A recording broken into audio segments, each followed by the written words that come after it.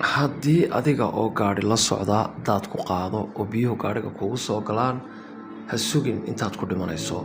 waxaad samaynaysaa farsamooyinka soo socda kana faa'iidayso oo arrin cid kasta ku dhici karta.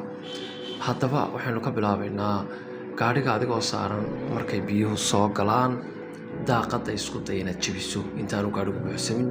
gaariguna daaqadiisu ma jilicsanay xisaabta ku darso oo feer iyo laad kuma jabayaan. xataa haddii imika lugahaaga aad ku garaacdo ma jabayo.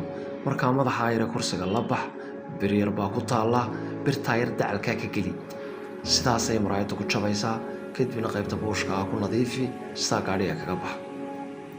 midda kalese gaadhiga markay biyuhu sidan oo kale u soo galaan had isku day inaad daaqadda iska furto oo degdeg uga baxdo. mararka qaar waxaa jirta biyaha barshar soo celiyaan oo daaqaddu waa furmi weydo, markaana maxaad samaynaysaa xagga dambe ee gaadhiga